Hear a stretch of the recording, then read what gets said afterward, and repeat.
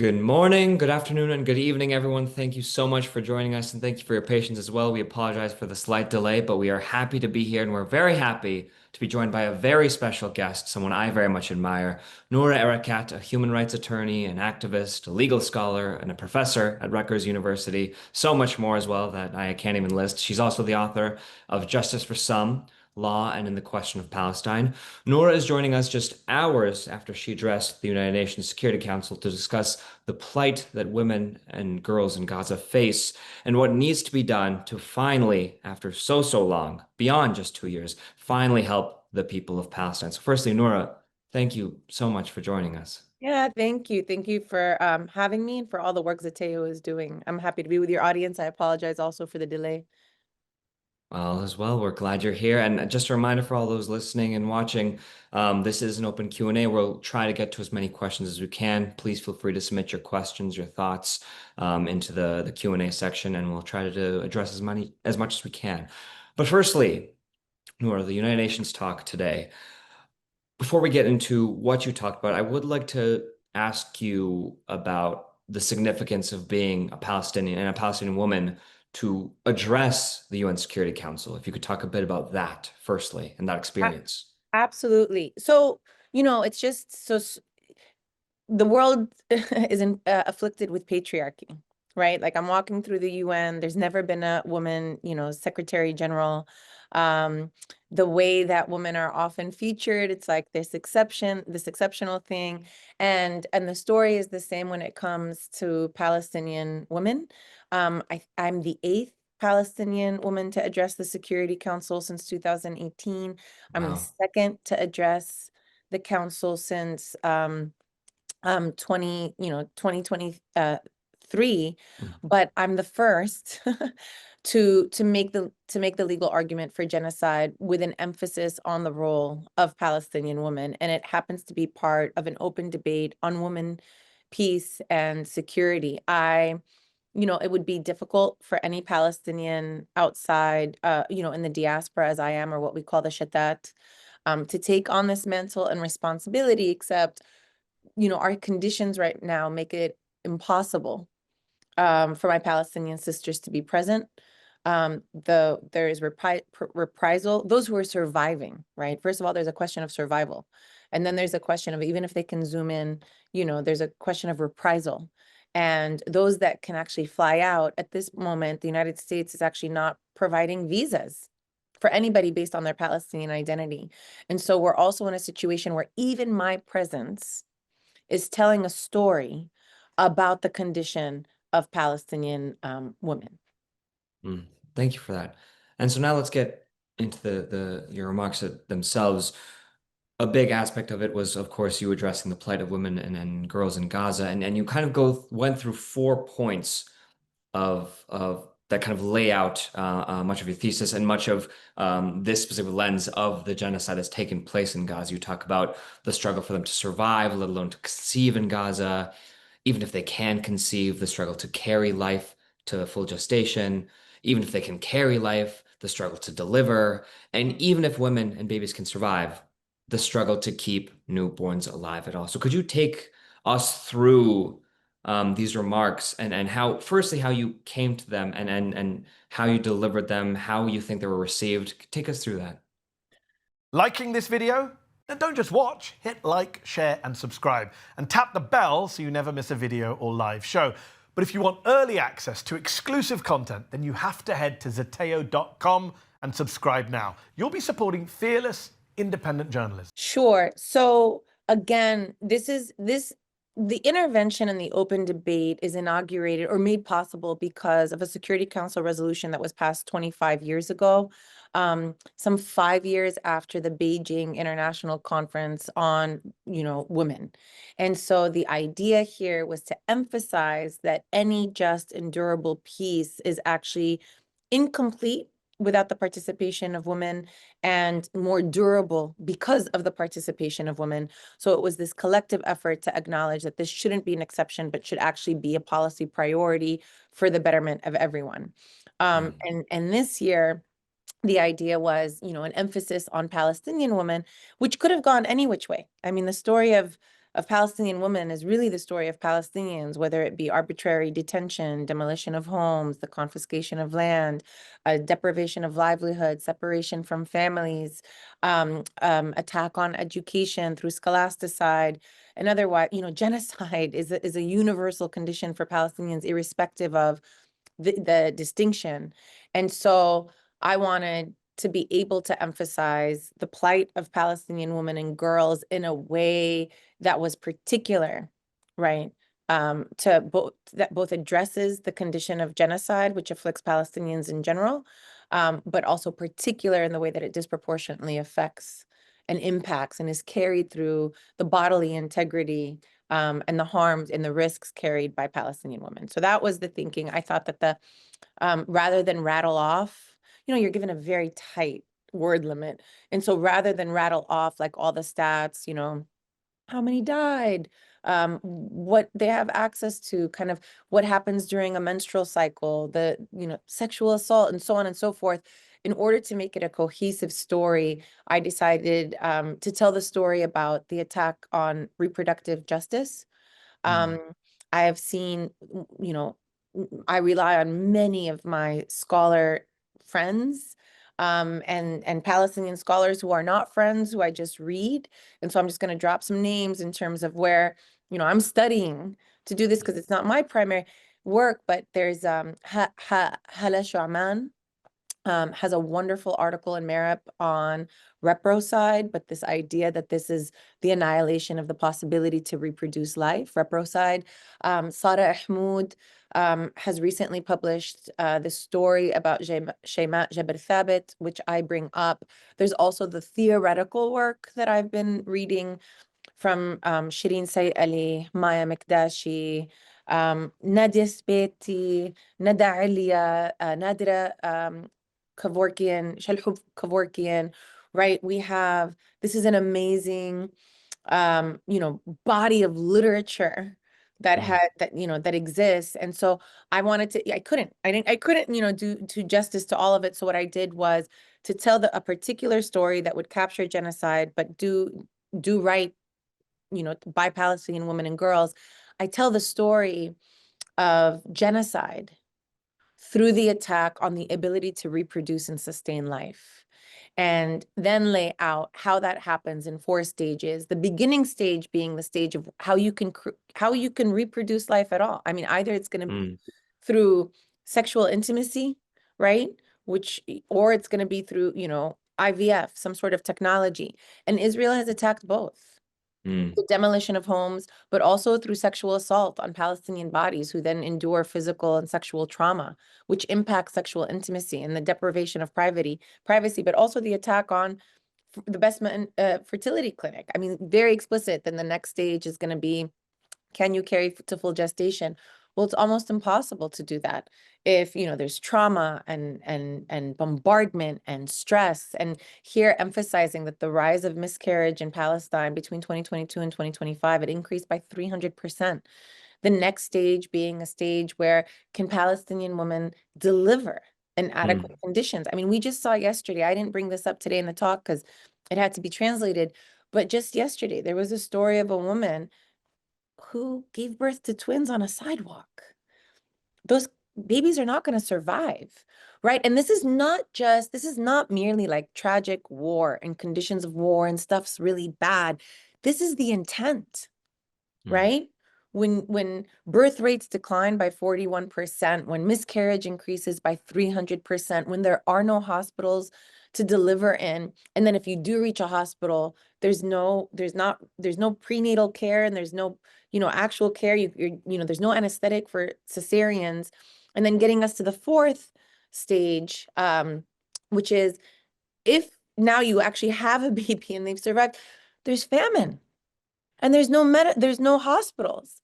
These babies are not as healthy as other babies that, thrived under better conditions, don't have the immunity and don't have the means to enhance their immunity, and don't have the hospitals that would fix the problem.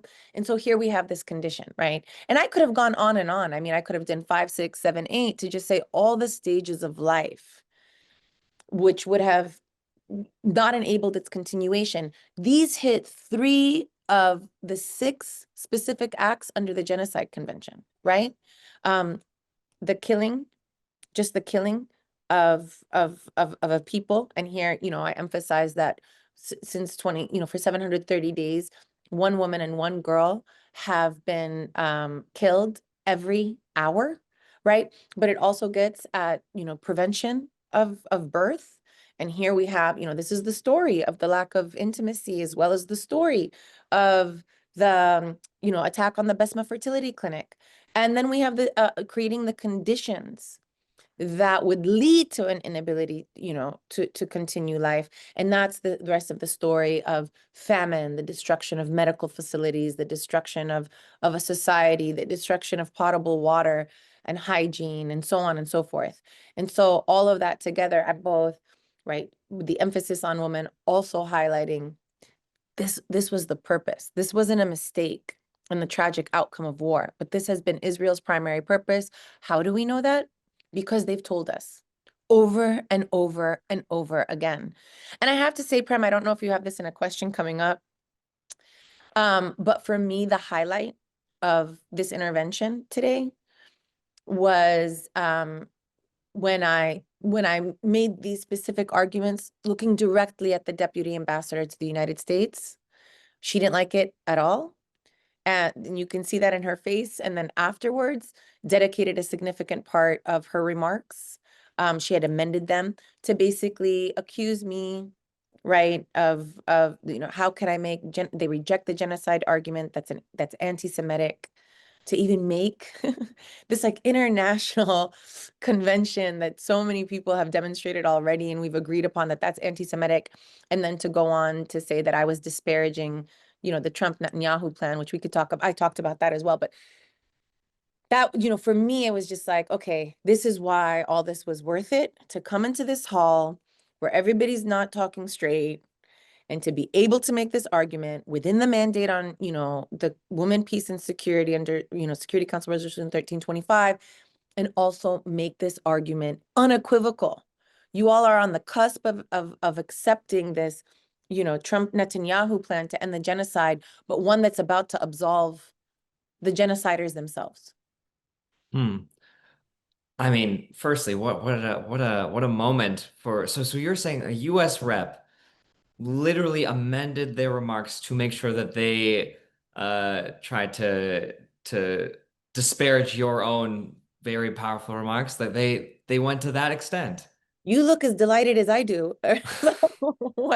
Yes, this is the deputy permanent representative, which means, Yeah. Mike Waltz is the US ambassador, and he wasn't Right. there. She was. Yes, she did. And Because so, everybody's reading the written statements, and she said, yeah, I have to take this moment to respond to the accusation of genocide, how anti-Semitic it is, and so on and so forth. And I said, I think that I've done, my part here. I mean, to the extent that anything can be done here. right. My asks, I made 5 recommendations at the end, and those asks for me are more important, but that was a highlight for me in that Yeah. chamber. So I wonder, on one hand, we're kind of delighting at the prospect of a site like that. But of course, there's a very dark converse to this that one of our guests brings up, which is wondering for you what it was like to just be at the Security Council meeting and to know that there were big powers in that room that could stop this, but don't. Yeah. Listen, this is what I'm going to tell the people. These people are not going to save us. These people are not going to save us. And it's a lot of pomp and presentation, but we're it. We're it. And I think that the massive flotilla of late is the most illustrative demonstration of that. I think the taking to the streets to mobilize these governments is a wonderful illustration of that. So much of what's happening in this chamber, these big powers. I mean, we're in the Security Council. I've done the UN before. This is so different. The Security Council is the sole source of enforcement authority under Chapter 7. It has the authority to decide when, something, is tantamount to an attack that merits the, use of force in response as self-defense. They have the authority to impose sanctions, economic, diplomatic, otherwise. It is when people say that there's nobody to enforce international law because there's no police. Yes, it's true, but the Security Council has that authority. They have the Chapter 7 authority to actually intervene militarily. This is it. Like, if there was going to be a place, this would have been it. And yet, in the open debate, you all didn't have to sit through this afterwards. I did for some 3 hours. They all read pre-prepared statements and all said, there's too much words and no action. And I'm looking around, I'm like, this is precisely where, if there was to be action, this would be the place there was action. Mm. So that's what it felt like. That's what it felt like. And I did it anyway. And I it's not like I was naive about this necessary potential, but I did it anyway because, especially for our people, to see that we fought everywhere we could. Mm. That makes a lot of sense. And I know there's still a few other questions as well about sort of the reliability of the UN, the Security Council. And I think this gets to a more broader question of how you, as someone who has been at the UN before and was there today, how you view just the positionality of it as something that is, on one hand, this renowned global institution that we look to for authority, for guidance. At the same time, it's on the brunt end of attacks from the right, ceaseless ones that seemingly will never be satisfied, no matter how much they kowtow to the right. There's also this cynicism and hopelessness from the left and from people who maybe have mixed politics, but are just like anti-war. Um, how do you more broadly view the UN as something that, you do engage with, but at the same time, you, as you say, you're not naive, you understand the limits of it. So how do you view it, and how would you tell people who are here how they can view it too? Yeah, I mean, I definitely, I think this is just the way that I deal with a lot of things where, using the tools available to you without being Mm, subsumed by them, right? mm, Or without being beholden to them, right? We are beholden to our massive collective power and energy. And we produce that, our morality produces that, and our ethics. And so this is certainly a tool. There are things that I see at the UN that are quite worthwhile. I mean, the ICJ is the primary judicial organ of the United Nations. And that is where, that, as inadequate as it was, that January 2024 decision on plausible genocide set the stage to allow us to have the rest of these conversations. The ICJ on the deeming the presence of Israel unlawful, at least in the West Bank, in Gaza, becomes this legal authority that we can lean on in order to help also mobilize and move along the rest of the politics that we want to mobilize. The UN is also, it's far more than the sum of its parts. And it produces a lot of different agencies that also do work, right? UN Women is one of them. UNCTAD is other one of them. UNICEF is one of them. mm, UNRWA, UNHCR. So it's more than when we come here in terms of what we're upset about, which is the General Assembly and the Security Council and their inability to do more that we want. And it's been, since its inception, right, afflicted with an undemocratic character. The Security Council, comprised of 15 members, 10 rotating members that are elected on 2-year, terms, and 5 permanent members, including the United States, the UK, France, China, and Russia. That's completely undemocratic. And we've seen that when the US issues 6 vetoes for a ceasefire resolution. Right. And the fact that we've also heard critique from the, African leaders who have said, how are you going to have a P5, a permanent membership that excludes the entire continent of Africa? I mean, or what we heard from the Malaysian president, which is whatever veto power, and by the way, the veto power was necessary to get the big powers, especially the United States and Russia, to agree to establish a UN in 1945, right? So this wasn't like, this is part of the establishment in the UN Charter. It wasn't like, this is political compromise, right? But Malaysia's president has said very explicitly, veto power shouldn't be available for atrocity crimes. That's not where, you can't let somebody veto to allow a genocide to continue. So I'll say that, and here are, these are the things that we work with, but then I also want to add, this doesn't have to be it, right? The predecessor to the United Nations was the League of Nations. And the League of Nations is established in the aftermath of the First World War, but it dissolves, by the end of the Second. And one of the major reasons that it dissolves is the crisis when a fascist Italy invades Ethiopia, then known as Abyssinia, in 1935. Ethiopia happened to be one of the only two, right, African states whose sovereignty was recognized. All other nations are under colonial domination. And so their subjugation is always justified. Oh, they're not sovereign. So they can't participate, or they need the tutelage of these other nations in order for them, for these natives, these infantilized natives, to be able to stand on their own 2 feet. By the way, I'm not making this language up. This is actually part of Yeah. the League of Nations, Article 22 of the League of Nations Charter, that basically creates a regime to manage the the former territories of Germany and the Ottoman Empire, which are dissolved in the aftermath of the Second World War, and to transition them into independence. But let me just say that Ethiopia was different. It actually was sovereign, and yet Mussolini invades because he never conquers Ethiopia and wants to unite Italian, dominion in Eastern Africa. And as a result, the League of Nations at the time let him. They let him, and they used chemical weapons. Italy used chemical weapons against the Ethiopians, and then blamed the Ethiopians for their own death, because they said that they were barbarians who were human shielding in hospitals. And everybody, it was a people's war where everybody participated. There was a major fallout as a result of, everybody who had some faith in it realized how illegitimate it was, and it dissolves. And then we get the United Nations in 45.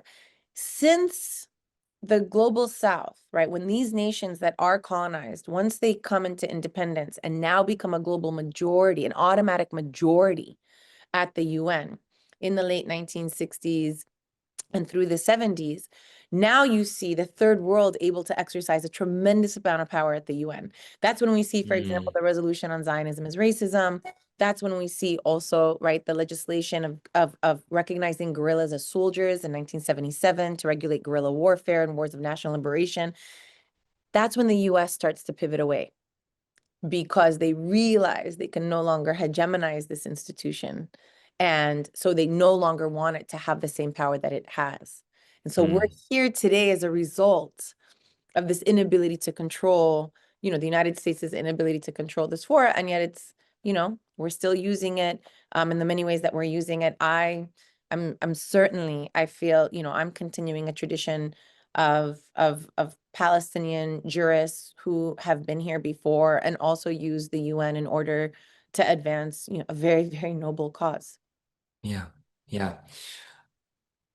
Towards the end of that answer there, you were getting at perhaps the hubris, if not the indifference by the US. And of course, we've gotten a good example of that in the past week with Trump's proposed 20-point peace plan. I know a few of our guests are asking about this as well. Yeah. What was your reaction to the plan itself? What stuck out to you? And do you think it is a peace plan? Obviously not. There is no so let me just say, whatever the proposal that's been proposed is a proposal really for the Gaza Riviera, or put another way, a proposal for, colonization, permanent occupation and siege, permanent, right, marginalization of of Palestinian self-determination that'll never be realized under the framework of peace, right? And we've seen this before. It was called Oslo.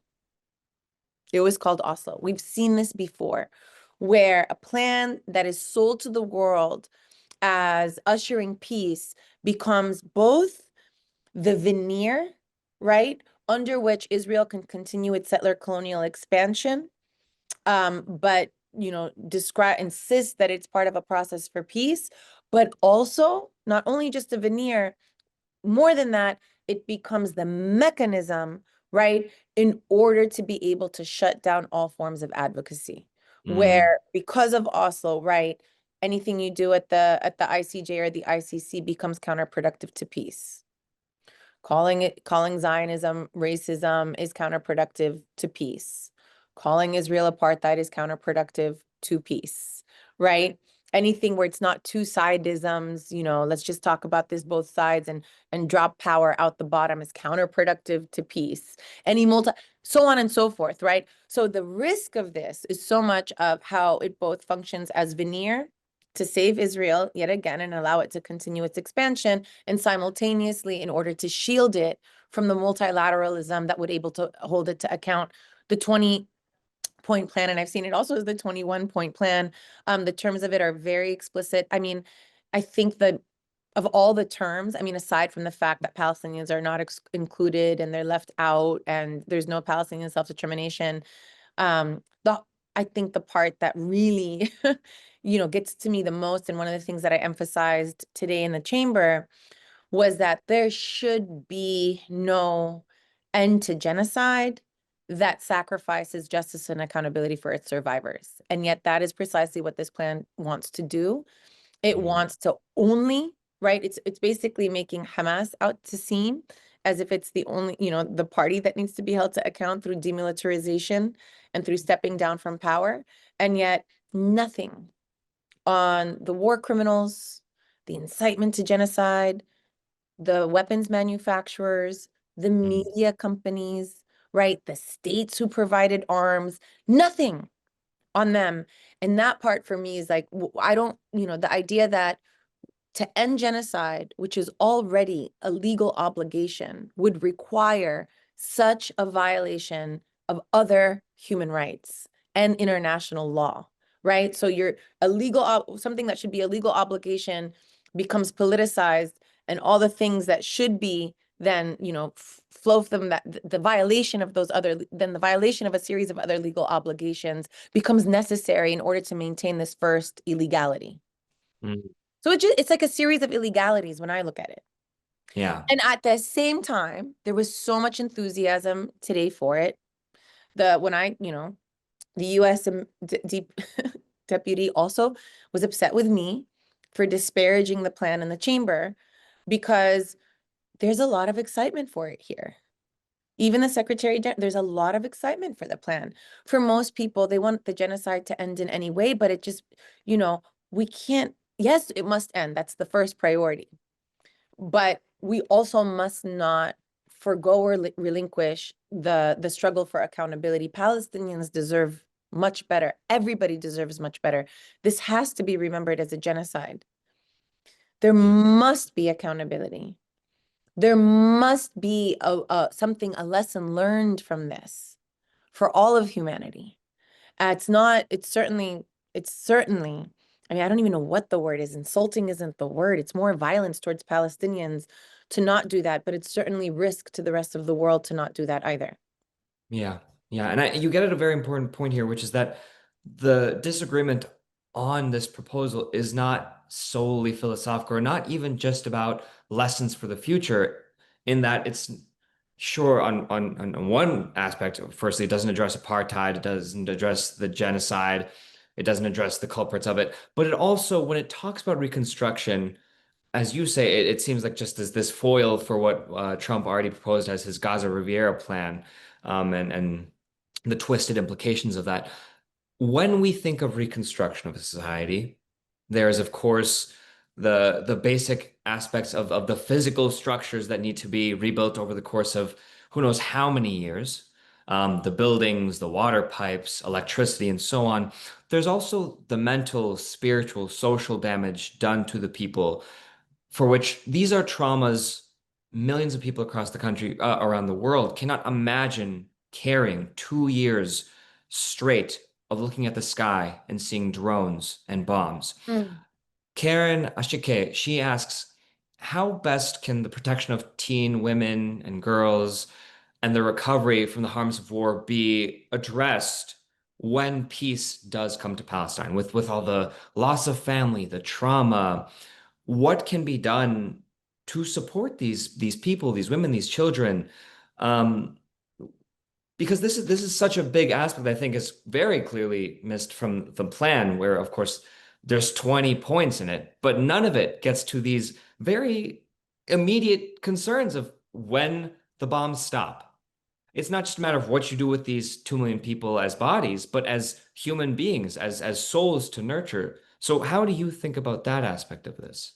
I mean, I'm just, I think it's like point 3, it might be point 3, where it emphasizes that Gazans will be able to thrive in Gaza. But notice that they're not calling them Palestinians, right? There is an emphasis here on allowing people to stay on, but to stay almost by way of privilege, as opposed to by way of right, where they have the right to self-determination. And Hmm. so that's just one part of how endemic this is. And then you get obviously the press conference where Netanyahu says that the PA won't be involved either, and for the PA to have any role in Gaza, I mean, PA meaning if Hamas has to step down, PA is usually, the subcontractor for Israel, but they don't want them either.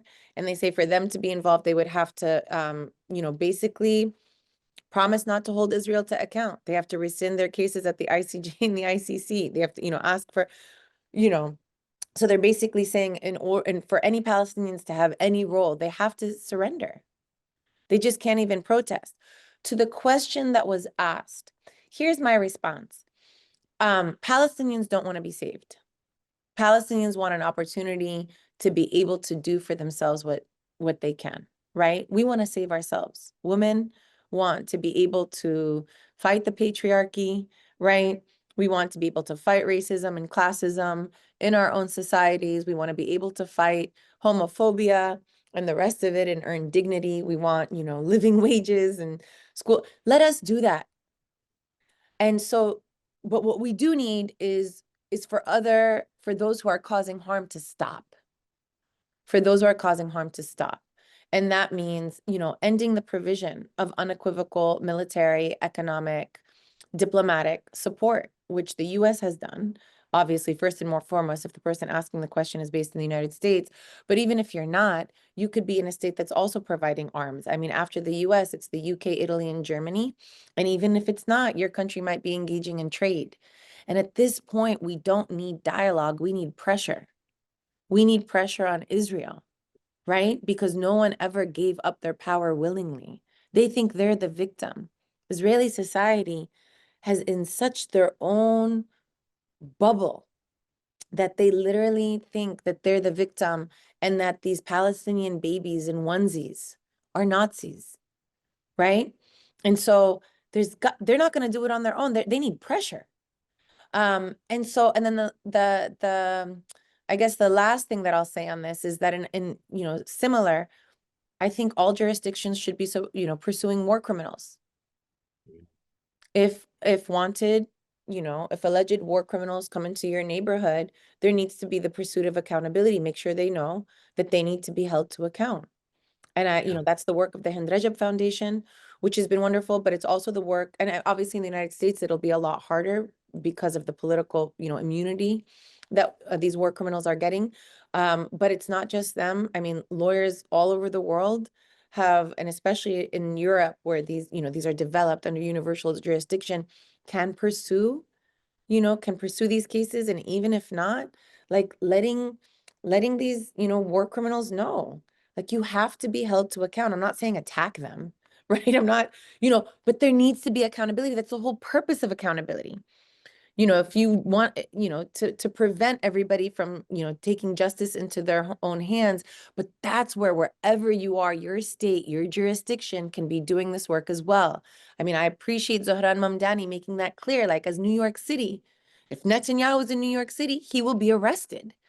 That needs to be the energy, right? Daniel Rabb in Chicago talking about how he shot, he's a sniper, dual citizen, Israeli and American, sniped a Palestinian young man, and then sniped his brother who was trying to connect his body, and says on television, like it doesn't even register to him that he's murdered unarmed civilians who pose no threat.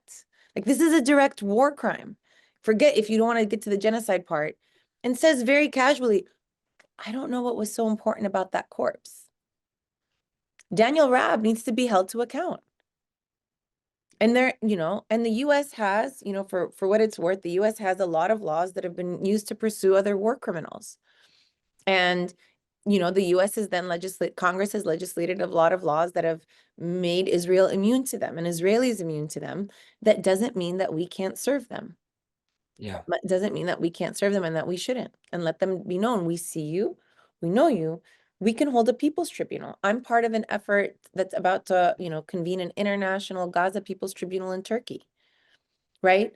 On these very questions. Yes, we want the arm of the state to be able to enforce these things, but our conscience is also doing work when we organize and we indict, you know, even these ideologies on our own, and so we should pursue that. Yeah. Yeah. A few more quick questions here. A few just about the room itself again, taking us back there. Sure. Nancy Euler asks, how many people were you addressing? And Olu Nasir asks, you give us good t taste of how the US was reacting. How were others reacting as you spoke? So there's not a lot of people in the room. This is it's like a high level meeting. So security vetting is really significant. Civil society can't participate. You go through a different level of clearance.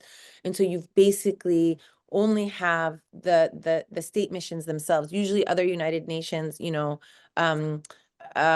fora will be open, more open to journalists, more open to civil society, but not this one. So it would everybody in there though was associated more or less with few exceptions with some UN agency or with a state mission.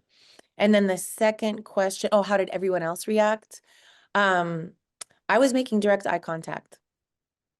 I made it a point. I was making direct eye contact, and so I wanted to make sure that they were listening because I think that these places are just so pro forma as well. Mm. And I felt like they were. I Yeah, felt like they were. And good. several approach, you talk afterwards, it is what it is. So but the point is here is that this is on the record. This now has become part of the UN record. And the most important, point is that we spoke truth to power and that our people saw that we fought everywhere. Yeah, yeah.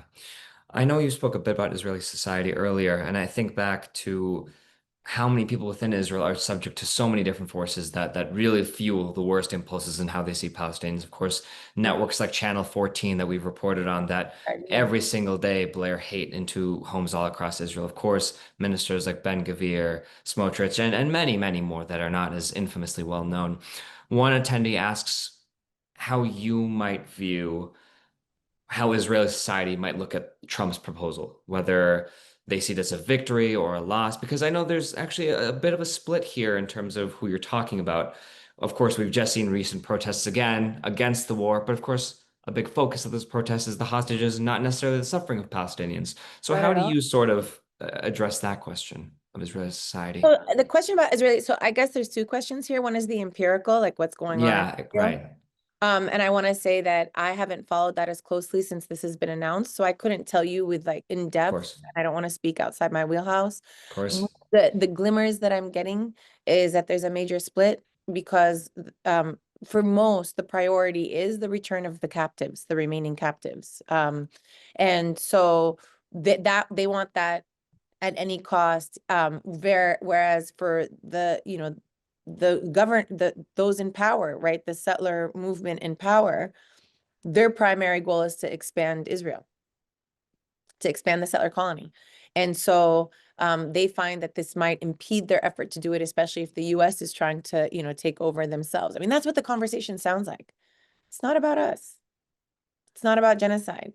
And I think that really for me is so deeply concerning because you actually see it in a lot of media. I did an interview last night. There is an attempt to spin this deal to make it all about the captives, Mm, hostages, right? And I find that really disturbing that 2 years of genocide is about to end, and it's about to be spun out to the world as the end of a hostage crisis, right? Which continuously, this continuous affirmation of the depth of Palestinian dehumanization. yeah. So yeah, Yeah. we can't control things, but there are many things we can control. And the narrative around this is really, really really, really important about this has to be about the genocide. This has to, yes, it's about humanity, but the worst thing that can happen to any people is what's happening to Palestinians. The worst Mm, thing, to be under siege, to be under occupation, to be subject to a racial, violence, subjugation as a matter of structure, then to be starved, encaged, bombarded through systematic war, and then reach its apex in a genocidal campaign where everything has been devastated and no one is spared, no safe quarter is provided, no humanitarian quarters are provided, no reprieve is provided. There's, the only thing that has been on the table for Palestinians is surrender or die. That is literally the worst thing that can happen to any people. I don't, when we talk about race, the reason racism is bad is because this is the outcome of racism. yeah, yeah, very well said. I will note that many of our commenters and inquirers are largely just expressing their admiration and compliments to you, Nora. So I just want to Thank make sure that y'all. you're aware of that. Victoria Ahmada asks, of course, you've seen, especially from this last answer, you've seen and know so much, Mm, namely about the suffering that the Palestinian people mm, are forced to endure. How do you maintain a hopeful fortitude and attitude? mm. Thank you for that question. Um, you know, I know this, I know that this is very infuriating and heartbreaking. But I must share that I work from a place of love. Like and that was a lesson I learned early on. It used to come from a place of guilt because what fortune had me born in the US and not in Gaza City, for example. And so that produced a kind of, this survivor's guilt, so to speak. But that really was so painful because you can never do enough. You always have more than you need. Like you just need to self-flagellate in order to make right. And it was the shift to working from a place of love and a love for my people, a love for all people. For me, my commitment to Palestine is entrenched in a commitment to our collective liberation, full stop. Um, and a love then also and some grace for myself. And so and really it's almost embarrassing to say, I've lost hope when Palestinians in Gaza haven't lost hope. And I look to them and the ingenious, and I think, I know we keep insisting that Palestinians are just like all other human beings, but my God, are they? Because how? How have they endured so much and remained so resilient? I don't want that to be taken for granted, right? It's not like there, do not take that for granted, but when I see children that are still talking to us about cats and folks who are showing us how to filter water, or schools who have made, turned tents into, teachers who have turned makeshift tents into schools, excuse me, or a conductor from the Edward Said Conservatory who turned the constant hum of drones into a harmony for a song. You know, it's kind of, how do I know that I come from the same lineage? That's like a deep source of pride and hope and energy to just keep going. And so all of that together. Yeah, I appreciate that answer so much. And I think it gets to something that I know you're intimately familiar with, which is on one hand, the superhumanness of so Mm. many Palestinian people, but at the same time, the fact that we have to remind ourselves that they are as human as you and I and anyone listening are, which is to say, the suffering that they face, imagine if we had to face the same. Oh And my God. thus, accordingly, we have to respond with that same moral compulsion that you, I think, so beautifully represent. So, Nora, firstly, thank you so much for the hope you give, the work that you do, and the information that you've given us today. I feel like at so many points in the conversation, I just felt like I was a student in your class. I was like, this is great. I could be here for 3 hours. So I envy your students very much, but thank you so Well, I much. just want to say I really, really do appreciate the work that you all are doing. I think one of the things that we've learned also in the past 2 years is that when media doesn't want to share our stories, create it yourself. And you as being part of Zateo, and I also see, other outlets that have done the same, we can create it ourselves. Like we do not have to depend on anybody. And I think that's like the same attitude, we're taking into this. So thank you so much for the work you do. I think the pace of journalism is quite different than, for example, my pace in advocacy or scholarship. Yours is incessant, and I see you all the time. And no pressure, but sometimes I'm like, okay, I don't need to be on top of everything because Prem is on it, other journalists are on it. But it really does, it is all of us carrying our piece of this, our piece of this cloth together until we figure it out. I think you're absolutely correct. Cheers to that. We're all doing the best wherever we are. So thank you very much for giving us the best of you. And everyone who joined us today, thank you for all of your questions, your thoughts, your comments. I'm sorry we couldn't get to all of it, but we really, really appreciate your presence, your support for our work. We'll keep trying to give you the best work that we can do, and we hope you all take care, be safe, and share lots of love with your friends, family, and loved ones. Thank you so much. Take care, everyone. Did you like this video? Don't forget to subscribe to this YouTube channel and turn on notifications. For exclusive content and to support our independent, unfiltered journalism, head over to Zateo.com. Your support matters.